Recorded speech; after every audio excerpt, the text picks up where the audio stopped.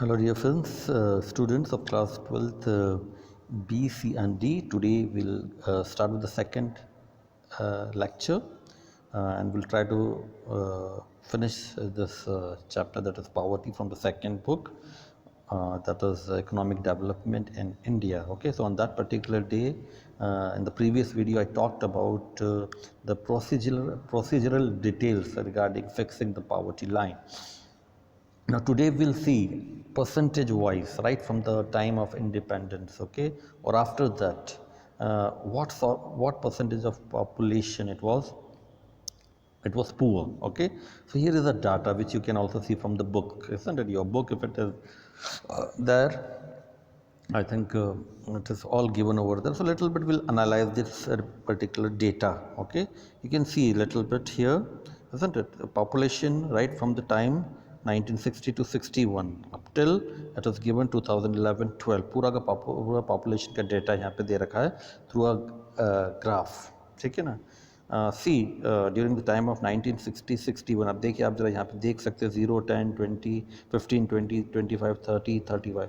35% of people of the total population they were below poverty line. यहाँ पर देख लीजिए आप, करीब करीब, हम एग्जैक्ट डाटा तो नहीं बता सकते.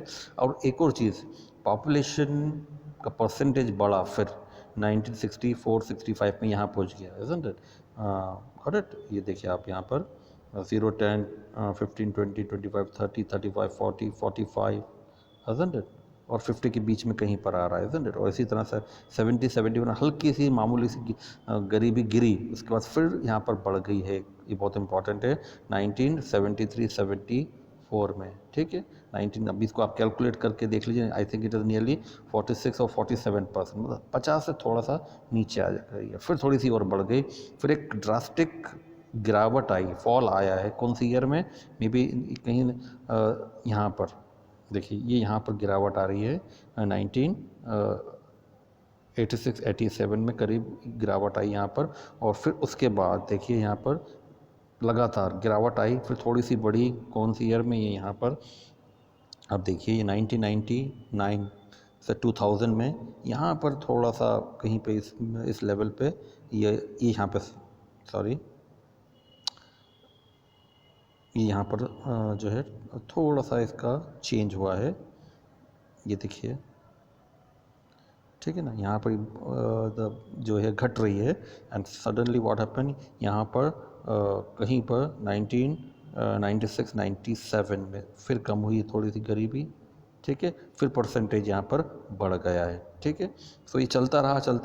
एंड इन एट प्रेजेंट 2011-12 में अगर 8-10 साल पहले देखे जाए तो ये जो लेवल आया है ये बहुत कम हो गई. अभी कितना? 21.6% है. करीब 22% of the people they are living below poverty line. तो अब इसको स्टडी कर सकते हैं पूरा ग्राफ को. 21.6 कहाँ? वहाँ पर 1973-74 में हमने देखा था. 73-74 में कितनी थी? इट वॉज नियरली 46 और 47% people were below poverty line. तो अगर इस डेटा को देखें तो ये 21.6 जो है 2011-12 में इतनी हो गई है. ठीक है ना, ठीक आंकड़ा है 21.6%. उस वक्त कितनी थी? 47%. तो lot of changes are there. Poverty has reduce. But एक चीज़ और हमको ध्यान रखना पड़ेगी कि जो 47% था पॉपुलेशन का, at that particular time the population was only 80 crores, isn't it? तो लगभग आधी. यहाँ पे प्रॉब्लम ये हो गई कि 21.6 कम ज़रूर हुए हैं. आप बोलोगे बहुत कम हो गए, बहुत अच्छी बात है, लेकिन यहाँ पर पॉपुलेशन कांस्टेंट नहीं रही है. पॉपुलेशन भी उसी हिसाब से बढ़ गई है. ठीक है, 21.6%. ठीक है, तो पॉपुलेशन अब हमारे कितनी? 2011-12 के हिसाब से 120 करोड़, 120 करोड़ करीब करे. तो 120 करोड़ में से 21.6% जो हैं वो गरीब हैं. तो ये डेटा जो है इतना अच्छा नहीं माना जा सकता. 25 से 30 करोड़ लोग अभी भी गरीब हैं, isn't it? So this is an indicator of the state of poverty in India. ठीक है, बहुत अभी हमको आगे बहुत दूर जाना. और ये एक और ग्राफ देख लीजिए, please try to understand this. ठीक है ना, 1960-61 में कितना नंबर ऑफ पुअर पीपल. अभी ये जो ग्राफ था उसको यहाँ पे फिगर्स दिए गए हैं. आप देखो 1973-74 में यहाँ पे दे रखा है 32 crore people were below poverty line. वो कितना परसेंटेज था जो मैंने बताया था 46% का, ठीक है ना। 2011-12 में कितने करोड़ हैं, 26.93 करोड़ लोग हैं। अब ये तो ऑफिशियल डेटा है, कुछ लोग कहते हैं ये जो 26.93 करोड़ फिक्स किए गए, कैसे फिक्स किए गए, वो 1000 रुपये के हिसाब से, वो 816 के हिसाब से, कि आपके पास अगर 816 है और आप कंजम्पशन लेवल को पार कर गए तो फिर आप गरीब नहीं हो। लेकिन वो बिल्कुल जो हैं उसमें से 1500 रुपये 2000 रुपये महीने कमाने वाले भी हैं जिनको अमीरों की श्रेणी में रखा गया, वो चीज़ अलग है ना। तो उस हिसाब से तो बहुत ज़्यादा आंकड़ा हो जाएगा ये बस। लेकिन ये जो फिक्स किया गया consumption level expenditure on cut off fix किया, उसके हिसाब से 26.93 करोड़ लोग आज भी जो हैं गरीब हैं। और वो कितना परसेंट हो जाएंगे, वो 21.9, मतलब करीब करीब 22% हैं आज भी गरीब, ठीक है। सो आप कह सकते हो कि थोड़ा ठीक ठाक आंकड़ा है। 1973-74 से लेके अभी कोई, ठीक है, 1973-74 में आप कह सकते हैं 46%, लेकिन इतना फिर भी ठीक नहीं हो पाया क्योंकि 73 से लेके अभी तक 30-35 साल में हम पूरी तरह से जो है गरीबी ख़त्म नहीं कर पाए हैं। 32 करोड़ से सिर्फ कितने 26, मतलब बहुत ज़्यादा फ़र्क नहीं है इस आंकड़े में, ठीक है ना। If you want to become a developed nation, totally you have to get rid of poverty. So it's very important, ठीक है ना।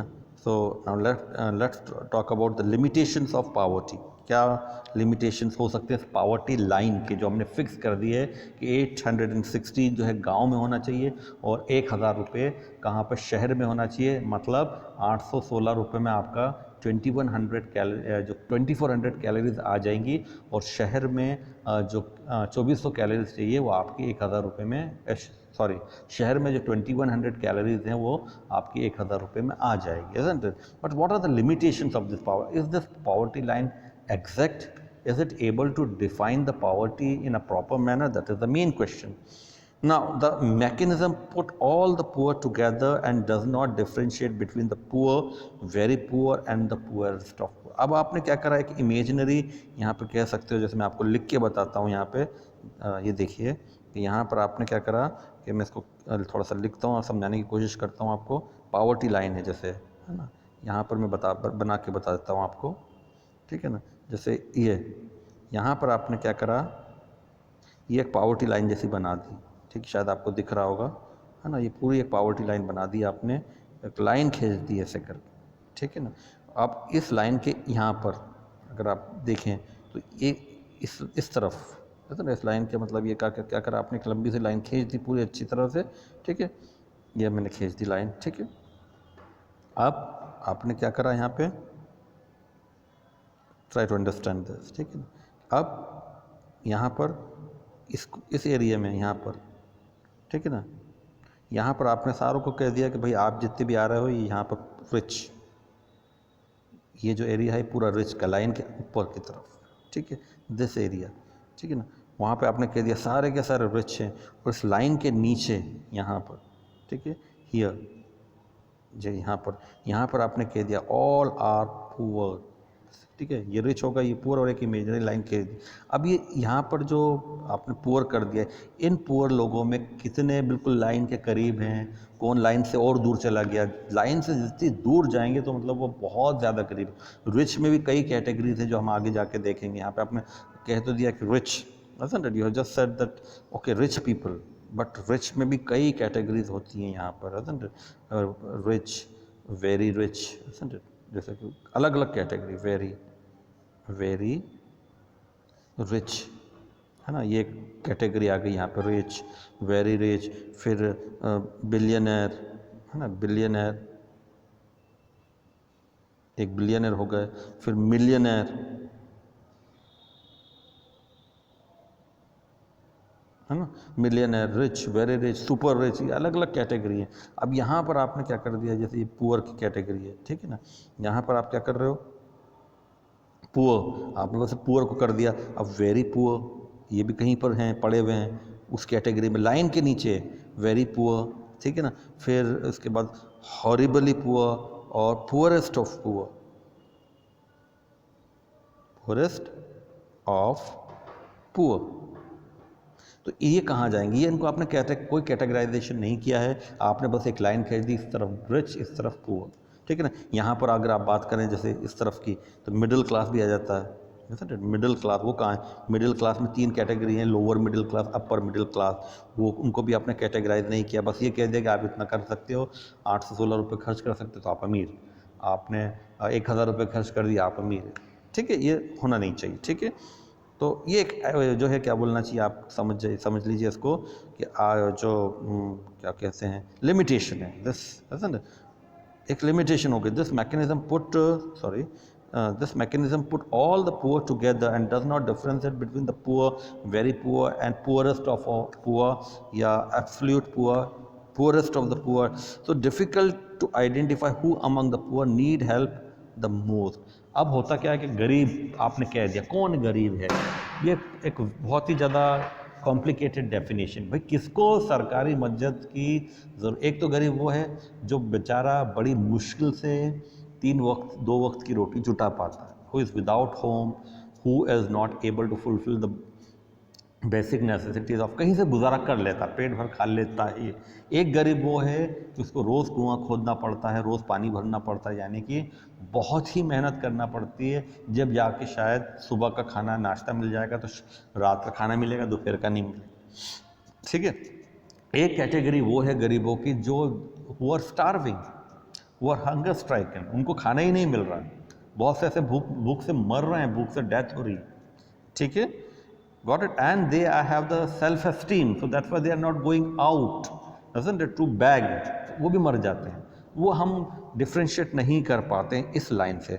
और other important fact and in the today's global world other factors are very very important, isn't it, associated with poverty, poverty से associate होते हैं, like basic education, health care, safe drinking water and sanitation are ignored. ये बहुत important चीज़ है, इससे भी आपका पता चलता है कि आपकी क्वालिटी ऑफ लाइफ क्या है, आपका स्टैंडर्ड ऑफ लिविंग क्या है। अगर क्वालिटी ऑफ लाइफ लो है, standard of living very very horrible है, that means you are still in that particular bracket of poor person, ठीक है ना।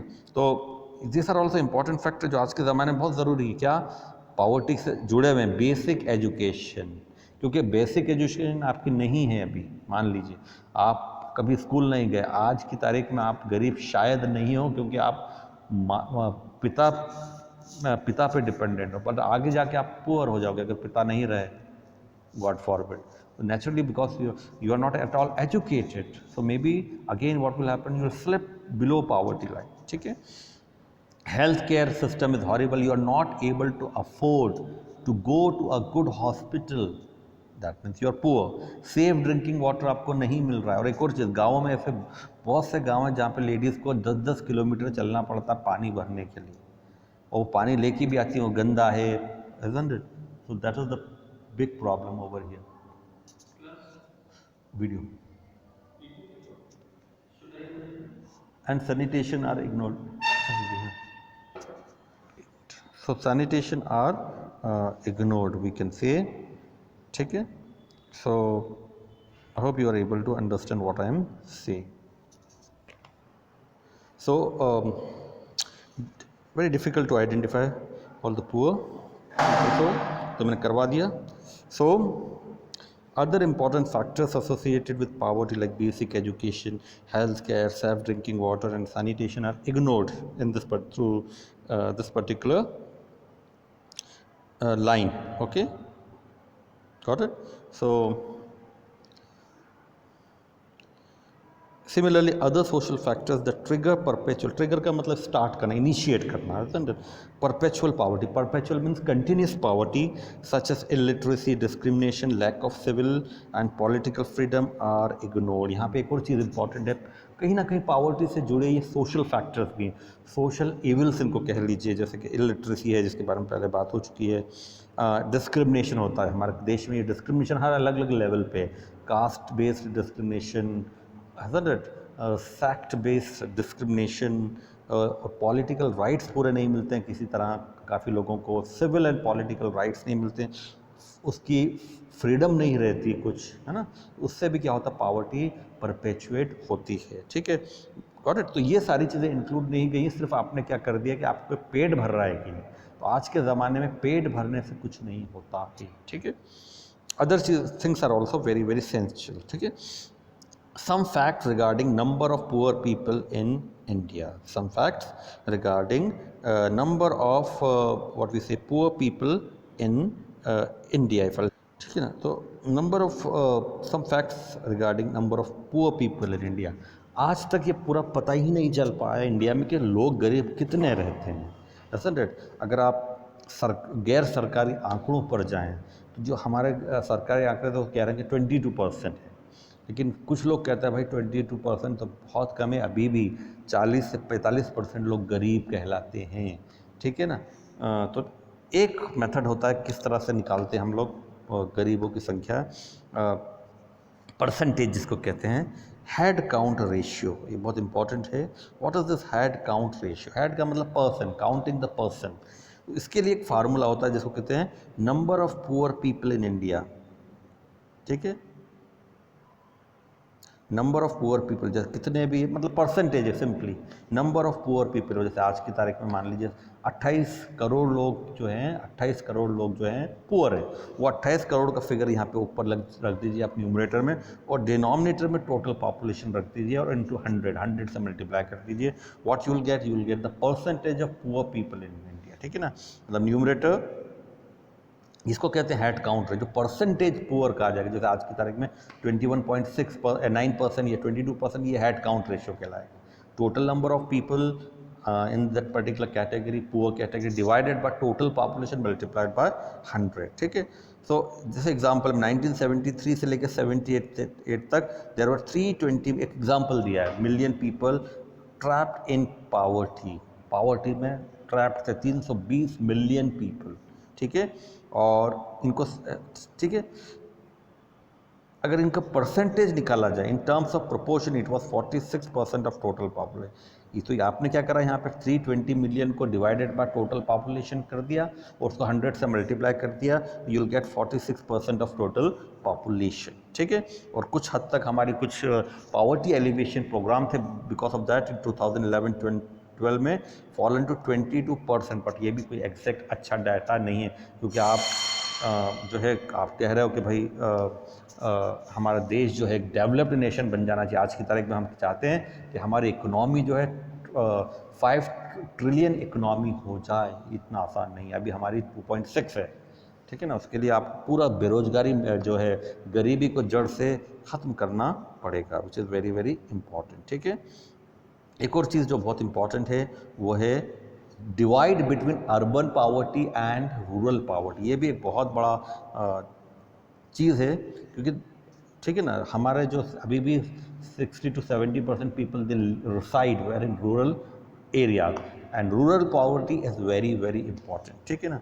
अब देखो 1973 टू 73 में रूरल की कितनी 54%, अर्बन कितना था, करीब करीब 42%, और टोटल कम से कम 51% थी, ठीक है।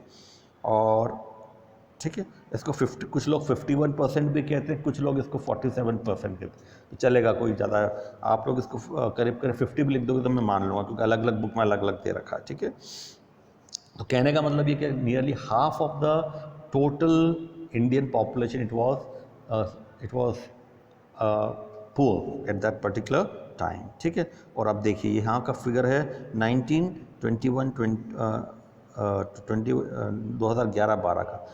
अब यहाँ पे थोड़ा कम हो गया, जाके कितना हो गया, 25.7% रूरल एरियाज में, 25, इसको 26 ही मान लीजिए, 26% जो रूरल एरियाज में लोग हैं, they are in poverty, they were trapped in poverty. और अर्बन में कितना कम थी, बहुत करीब करीब देखिए 13 to 26, मतलब जो रूरल में है उनके आधे कहाँ पर हैं, ये अर्बन एरिया में। तो इसका दोनों का अगर आप रेशियो निकालोगे, डिवाइड बाय 2 करोगे, तो इट विल कम नियरली 21.9%, यानी कि करीब करीब 22%। उसका कंपैरिजन आप देख लीजिए, इसका ग्राफ बनाएंगे तो वो जो हमने पहले ग्राफ करा था वैसे आ जाए, ठीक है। सो rural poverty is a matter of concern for us, very important, ठीक है। तो इसको आप समझने की कोशिश कीजिए, ठीक है। Something very very important this is, ठीक है। अब इसको भी, ये भी वही ग्राफ है जिसके बारे में बताया गया है, जो मैंने बताया था।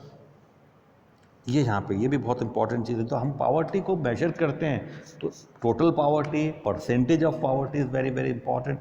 The next thing is what, जो हमने देखा पूरा का सीरीज से लेकर जब हमारा देश आज़ाद हुआ तब से लेकर पावर्टी कितनी गिरी है, कितनी बढ़ी, ठीक है। Rural poverty, urban poverty, and then next is comparison, interstate comparison. India is a land which is known for regional imbalance, regional disparity. आप हरियाणा में जाओगे, पंजाब में जाओगे तो you will find what the that sort of prosperity in rural areas. But if you go to Bihar, if you go to Chhattisgarh, Jharkhand, you will find the poverty pervasive, चारों तरफ फैली हुई पावर्टी। ये नहीं होना चाहिए। ये भी एक इंडिकेटर है कि आप जो है you are not able to bridge the gap between rich poor people and poor people, ठीक है। ये एक बहुत इंपॉर्टेंट थिंग है और हमारे यहाँ ये डिस्पैरिटी बहुत है, ठीक है। So percentage of population below poverty line is different in different states of India, देख लीजिए इसको, ठीक है ना। It is reported to be highest in Uttar Pradesh, Bihar, Orissa, Chhattisgarh, Jharkhand, Manipur, Assam and Madhya Pradesh. सारे के सारे स्टेट बहुत ही पुअर माने जाते हैं। Nearly 29.4% of population of UP, देखिए पूरा आंकड़ा दे रखा है, मतलब 30% लोग यूपी के, 100 में से हर मतलब समझ लीजिए 100 में से हर 30 बंदे गरीब। बहुत बड़ी चीज़ है ये। पासिंग मार्क्स ही 33 होते हैं फाइनल एग्ज़ाम। 33 से नीचे आप फेल हो तो कम से कम ये फेल ही माना जाएगा आपका, कि आप बिल्कुल बाउंड्री पे 30% लोग जो हैं वो आपके जो है गरीबी रेखा के नीचे हैं, ठीक है। 33.7% of people were 33.4% Bihar, Bihar में कितना इससे ज़्यादा है 33.7%, 32.6% इन उड़ीसा यहाँ पर, एंड 31.7% ऑफ मध्य प्रदेश। हमारे जो मध्य प्रदेश में भी कम से कम 31.7% हैं वो लिविंग बिलो पावर्टी लाइन, ठीक है, गॉट इट। तो और पंजाब की अगर आप स्थिति देखें तो ओनली 8.3%, मतलब वहाँ प्रॉस्पेरिटी जो है कितने प्रतिशत है, करीब करीब 82 या 83% प्रॉस्पेरिटी, ठीक है ना। और इसी तरह से अगर हरियाणा की बात करें तो 11.2% they are trapped in poverty, Rajasthan में 14.7। तो इन स्टेट्स की हालत थोड़ी सी अच्छी है, ठीक है। ये हमको समझना है, समझने की कोशिश हमने करिए। ये वाला ग्राफ भी आप देख लीजिए, ये जो है वही चीज़ को और दूसरे ग्राफ से समझाने की कोशिश की गई है। 1973 70 टू 73 में 3 चीज़ें दे रखी हैं यहाँ पे। क्या चीज़? Urban poverty, rural poverty, percentage, ठीक है ना, percentage wise urban, rural and total, ये जो हमने कर चुके हैं, ठीक है ना। कौन सी ईयर में? 1973 70 टू 73 से दे रखी है। कब तक दे रखी है? ये लास्ट में 11-12 में कितनी हो गई थी हमने देख लिया, कितनी हुई थी ये रूरल अर्बन, ये 21.6 जाके हो गई थी। कोई नई चीज़ नहीं दे रखी, सिर्फ ग्राफ दे रखे हैं, and you can understand that okay through book also.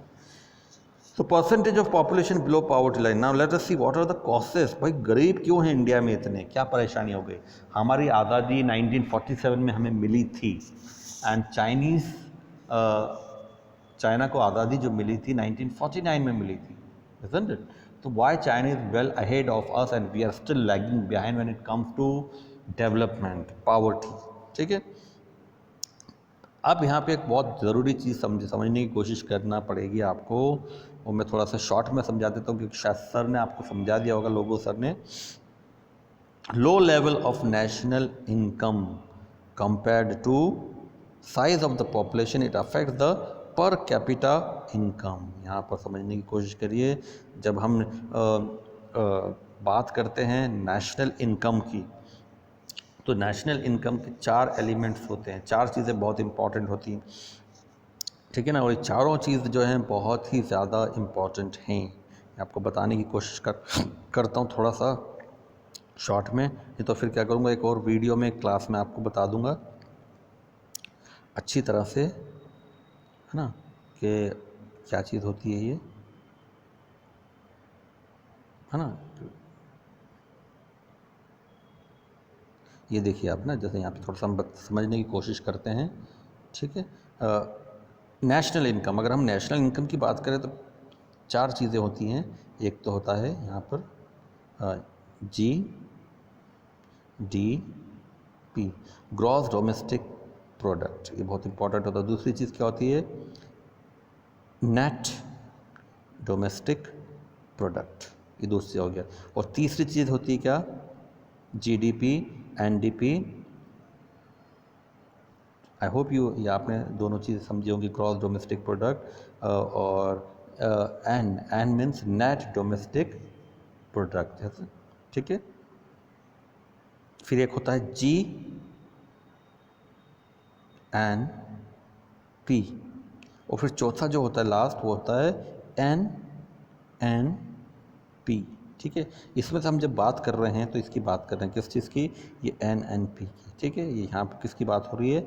NNP की अभी फ़िलहाल, क्योंकि this is something very very important. NNP की हम बात करने की कोशिश करेंगे, ठीक है। GDP is also important, NDP is important, GNP is important and NNP। Now the question is how this four things are calculated. तो पहले मैं GDP के बारे में आपको थोड़ा सा बता देता हूँ, फिर क्योंकि टाइम नहीं है, मैं आपको एक सेपरेट वीडियो में पूरे चारों का डिफरेंस बता देता हूँ और चारों अलग अलग कैसे कैलकुलेट की जाती हैं, ठीक है ना, वो मैं आपको बाद में बताऊँगा, ठीक है। तो GDP एक सिंपल वर्ड में अगर कहा जाए तो वॉट एवर, ठीक है ना, अगर हम बात करें किस चीज़ की? GDP की, ठीक है। अगर हम बात करें किसकी? GDP की। What is GDP? यहाँ पर अगर नेशनल इनकम की बात हम कर रहे हैं तो पहले हम बात करते हैं GDP। तो अगर हम GDP की बात करें तो what is GDP exactly? GDP is the monetary value of all, जैसे मान लीजिए ये इंडिया है, अगर एक इसकी बात करें, इंडिया है ना, तो monetary value of all the services and goods, whether in primary sector, whether in secondary sector or tertiary sector, within this enclosed political domain, whatever is produced, whatever, whoever is producing, whether resident or non-resident, यहाँ का रहने वाला या यहाँ का नहीं रहने वाला, वो प्रोड्यूस कर रहे हैं यहाँ पे कुछ चीज़ within this political region, then that is called as GDP at a given accounting year, the final value of all that is produced, GDP, gross domestic product. यहाँ पर ये वर्ड है, ये बहुत इंपॉर्टेंट। डोमेस्टिक का मतलब घरेलू मतलब हमारे घर में जो प्रोड्यूस हो रहा है। अब वो बाहर का व्यक्ति प्रोड्यूस कर रहा है, फॉरेनर या इंडिया के भी, GDP में सब इंक्लूड हो जाएगा। समझ में आया? I hope you are able to understand this, ठीक है। तो ये अच्छा, एक और चीज़, जब हम बात करते हैं बाउंड्री की, कि भाई कुछ लोग कन्फ्यूज जाते हैं और कहते हैं कि भाई ये जैसे इंडिया का नक्शा है, मान लीजिए ये इंडिया है, समझने की कोशिश कीजिए इसको समझाने, जैसे ये इंडिया है मान लीजिए, है ना, ये इंडिया है पूरा, मोटे तौर पर समझाने की कोशिश कर रहा हूँ, ठीक है ना। तो ये मान लीजिए इसका नक्शा इंडिया का, तो ये इसके अंदर जो कुछ भी पैदा हो रहा है वो इंक्लूड हो जाएगा। लेकिन ये तो क्या हो गया? नक्शा, भूगोलिक नक्शा है, this is the geographical map. But मान लीजिए कई बार ऐसा होता है कि जैसे इंडिया के मछुआरे बाहर निकल जाते हैं यहाँ से पानी में और मछली पकड़ते हैं, तो ये टेरिटरी भी इंडिया की कहलाएगी। तो ये पॉलिटिकल टेरिटरी की बात हो रही है यहाँ पे। समझ में आया कि नहीं आया? पॉलिटिकल टेरिटरी, तो we are talking about political territory. Similarly यहाँ से कोई हवाई जहाज़ गया, इंडिया से निकला और दुबई किसी को छोड़ के आया, कहाँ चला गया? दुबई, ठीक है ना। तो अब ये यहाँ पे सर्विस सेक्टर में आएगा ये जाना।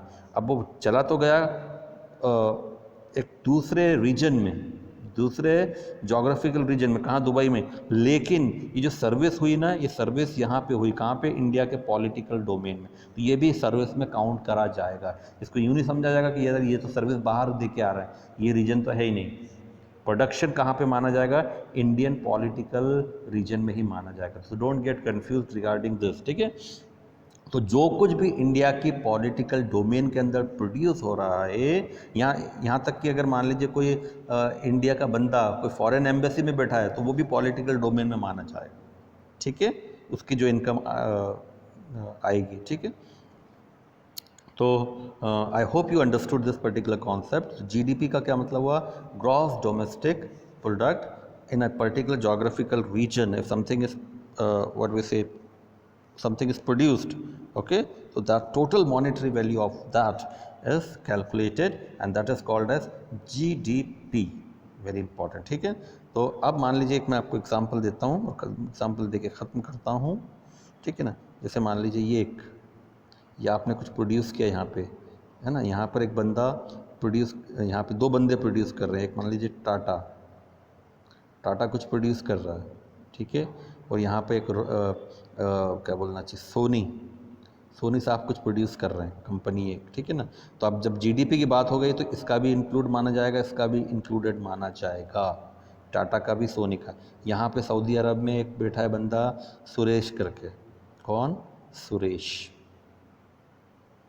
ये सऊदी अरब में। तो जब जीडीपी निकालेंगे तो इसका काउंट नहीं होगा क्योंकि ये बाहर बैठा है, ठीक है ना। यहाँ पे कमा ज़रूर रहा है, भेज भी रहा है, लेकिन अभी वो बाहर कमा रहा है तो उसका इंक्लूड नहीं होगा यहाँ पे।